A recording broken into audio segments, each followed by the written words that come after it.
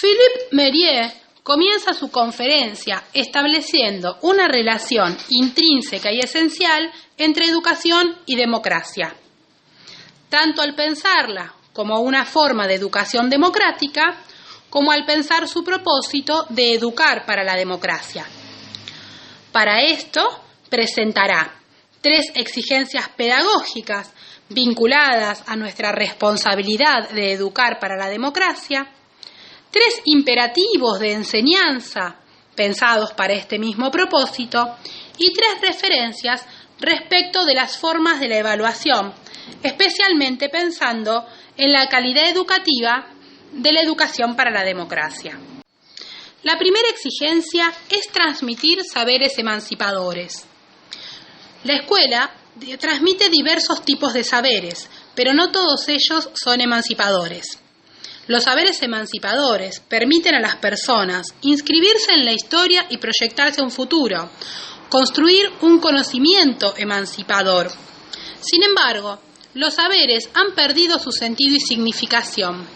Para muchos alumnos, los saberes son necesarios para pasar de nivel y son vividos como una sumisión a las exigencias de los profesores de reproducir reglas y modelos. El problema de la deserción escolar se asocia a estas situaciones. El saber escolar no es vivido como algo deseable. Ese contenido que se percibe como inútil debe ser contextualizado como una de las formas históricas que los humanos hemos encontrado para resolver nuestros problemas. Contextualizar los saberes que se transmiten permite entender el pasado, comprender el presente y construir el futuro. Es importante que los estudiantes comprendan que la transgresión social no es emancipación, sino que la transgresión de la inteligencia sobre los prejuicios es emancipadora. Los saberes emancipadores son las herramientas que nos permiten no quedar atrapados en las palabras de otro y poder producir lo propio. Interpretar y producir textos, mapas, ecuaciones, independientemente de qué materia se trate, estos saberes escolares serán herramientas de formación de ciudadanía. La segunda exigencia es compartir valores democráticos, valores de respeto de la alteridad en la construcción del bien común. La verdad de la palabra no depende del estatuto de quien la pronuncia, de su autoridad, sino de los argumentos con los que convence. La escuela está asociada al control y la sumisión, en lugar de al convencimiento y el consenso. El docente, que ya tiene un saber, cree que necesita romper la resistencia del alumno seduciéndolo o forzándolo. Sin embargo, la educación democrática ni seduce ni fuerza, interpela. Interpela la inteligencia, la capacidad de comprender y de conmoverse que tenemos todos los humanos. Muchos estudiantes viven el acceso al pensamiento como un sacrificio, al estar acostumbrados a una cultura de estímulos corporales constantes. Cuando el docente explica y ayuda a comprender, contribuye al desarrollo de la inteligencia. El desafío antropológico al que se enfrenta la pedagogía es volver a hallar placer en encontrar, junto con nuestros alumnos, el placer de la construcción del conocimiento, el placer de explicar y comprender y acompañar en el descubrimiento. El valor fundamental de la democracia es el pensamiento. Pensar debe ser el eje de la clase, más que el control y la evaluación. Nunca mejor dicha la frase de Kant, sapere aude, atrévete a pensar. La tercera exigencia es la formación para el ejercicio de la democracia, educar para la libertad. Philippe Mérieux afirma que tenemos una doble ilusión, que el niño es espontáneamente libre y que quedará sumiso hasta su mayoría de edad cuando ejercerá plenamente su libertad. Sin embargo, la psicología ha probado que el niño es esencialmente caprichoso y es nuestra función ayudarlo a pensar y a elegir. En este punto, el autor establece una relación con las interpretaciones sobre la delincuencia juvenil.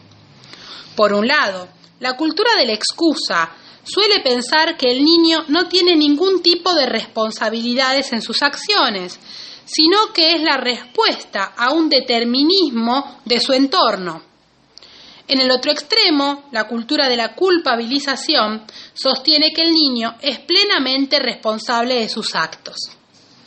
En contraposición, Philippe Mérieux afirma que hay que entender la situación, pero que entenderla y sancionarlas no es suficiente. Es necesario ayudar al niño a que aprenda a pensar y a elegir responsablemente. Para esto, propone crear una pedagogía de la elección cuyo principal propósito es formar para la libertad. Es necesario identificar qué elecciones puede hacer un niño en cada etapa y trabajar sobre ellas. Hay que enseñarle a analizar opciones y a asumir los resultados, y no a elegir velozmente y en base al entusiasmo. La escuela en general no fomenta la capacidad de elección de los estudiantes, ni dentro de la vida escolar, ni para su vida personal, o para su futura vida laboral o el ejercicio de la ciudadanía. Los espacios de orientación o espacios de elección dentro de las propias clases pueden servir para preparar en la toma de decisiones. El autor pone como ejemplo que si un docente, en lugar de pedir 3 ejercicios para la siguiente clase, pidiera que de tarea eligieran 3 ejercicios de una serie de actividades, estaría fomentando su capacidad de decisión. El estudiante debiera preguntarse por qué debe elegir, cuál será el mejor criterio, qué ejercicio le resultará más fácil, qué se espera que realice. De esta forma, sin transgredir ninguna regla institucional y sin perder contenidos, el profesor podría estar ayudando al estudiante a tomar decisiones. En función de estas 3 exigencias, transmitir saberes emancipadores, compartir valores democráticos y formar para el ejercicio de la democracia, Philippe Mérieux explicará 3 imperativos pedagógicos. El primer imperativo es enseñar a postergar o aplazar la toma de decisiones y las acciones. Frente a la velocidad con la que vivimos nuestra cotidianeidad y la tendencia a responder a una pulsión con un acto sin mediación del pensamiento, el autor propone dar tiempo al pensamiento para realizar hipótesis y analizar el impulso. La respuesta a un problema o a una situación no tiene que darse ya mismo. Para dar tiempo no hace falta sancionar, negar o reprimir el deseo del otro, sino dar tiempo y medios para analizar ese deseo y sus resultados. Escuchar los deseos de los alumnos, postergarlos, reflexionar y debatir juntos sobre ellos. Es necesario desacelerar y pensar juntos lo que está ocurriendo. Cuando no se da tiempo para esta reflexión, ocurre un enfrentamiento entre las pulsiones de los alumnos y las exigencias de los docentes, que muchas veces termina en tensión, pelea y violencia. Para evitar esto, Philippe Mérieux propone dar tiempo al pensamiento, dar espacios de silencio, pedir que los reclamos se presenten por escrito y sus respuestas también. De este modo, el pensamiento media la acción. El segundo imperativo de una escuela democrática es enseñar a simbolizar. El pensamiento simbólico que se adquiere en la niñez está sufriendo el exceso de espectáculo, de una cultura que muestra todo explícitamente. El espacio simbólico, el imaginario, la idealización y la sublimación están perdiendo espacio. La escuela puede construir el aspecto simbólico, porque manipula símbolos e ideas en lugar de objetos. El pensamiento simbólico se transmite a través de las obras de la cultura, ya sean tecnológicas, científicas, literarias o artísticas, y da el poder de manejar aquellos espacios simbólicos que permiten poner en orden el caos interior. El lenguaje articulado y la cultura nos permiten entendernos y entender el mundo. Lo esencial de la democracia es luchar para que haya justicia social, distribución de los bienes materiales y acceso a las formas simbólicas, artísticas y culturales.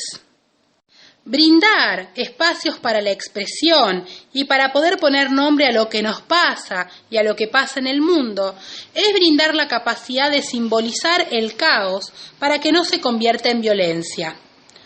Contar historias, contar la ciencia, contar lo que ha sucedido, contar lo que los humanos han hecho para dar forma y sentido a ese caos interno que todos tenemos dentro, formado por deseos, miedos y angustias.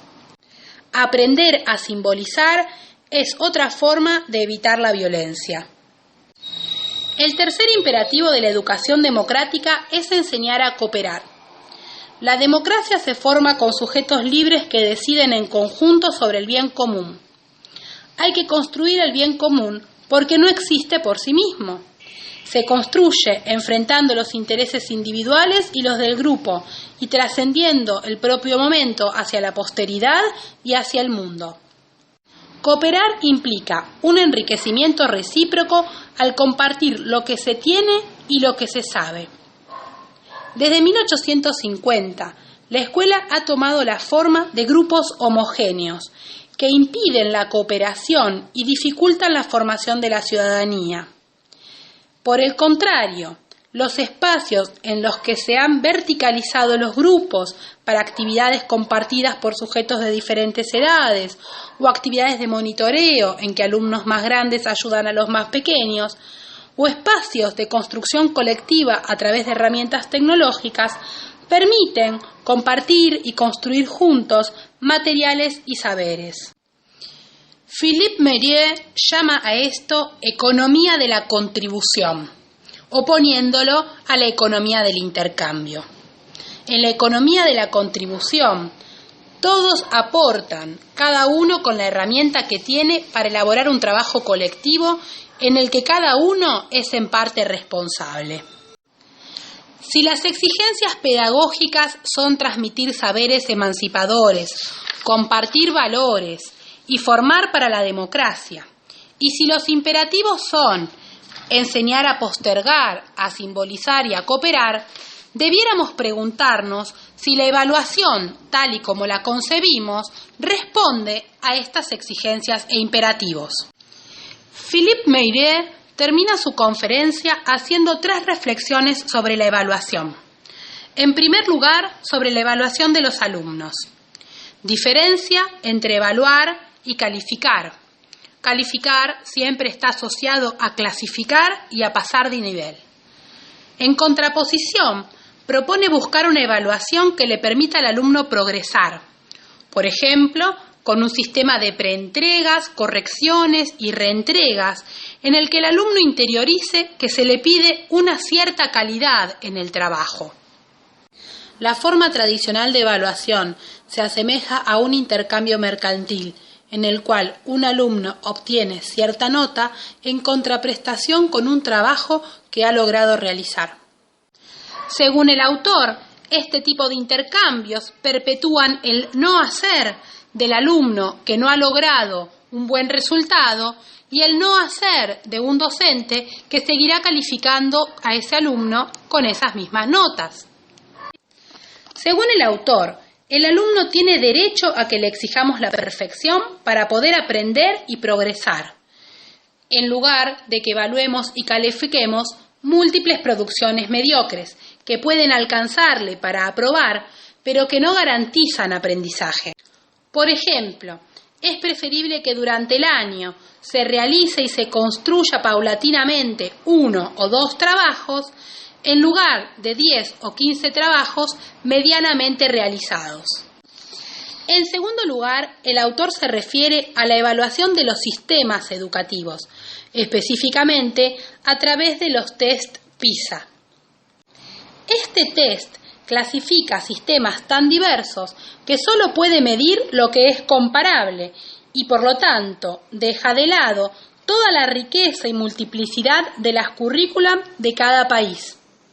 Este test, al medir, toma como criterios los que establecen la Organización para la Cooperación y el Desarrollo Económico, una organización privada que responde a los intereses de las empresas multinacionales. La evaluación PISA se basa en las competencias que estas empresas requieren para sus futuros profesionales, tomando como parámetro las habilidades de los países europeos, aunque se aplica a países que no comparten esa naturaleza.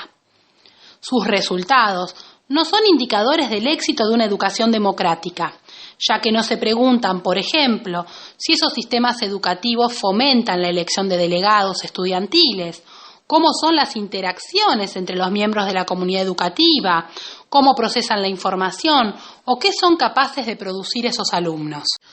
Dado que estas pruebas seguirán implementándose, el autor propone que debieran utilizarse en cada jurisdicción test complementarios que evalúen las capacidades que el test PISA deja fuera.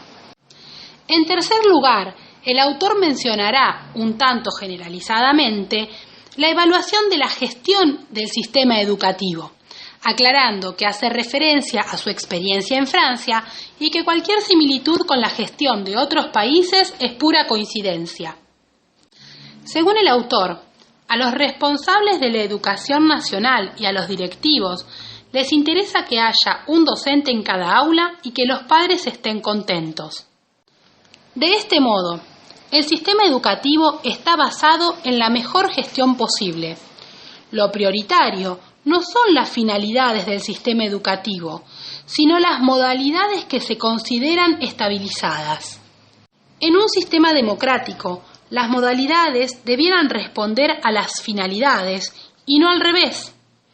El Estado democrático tiene la legitimidad de elegir esas finalidades democratizadoras y debiera dejar lugar a la adaptación de las modalidades con imaginación e inteligencia.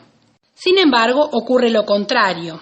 Se obedecen las modalidades, mayoritariamente burocráticas, bajo control tecnocrático, y se omiten las finalidades, dejándolas a un liberalismo total.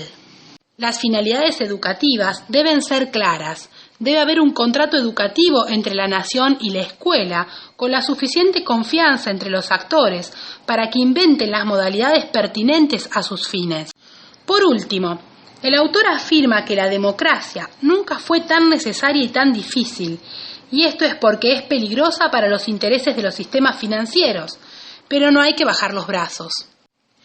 Mientras que los bienes materiales que se consumen en el mercado son pensados como finitos y agotables, la única riqueza infinita e inagotable con la que contamos son los propios seres humanos y su cultura, que cuanto más se consume, más riqueza produce.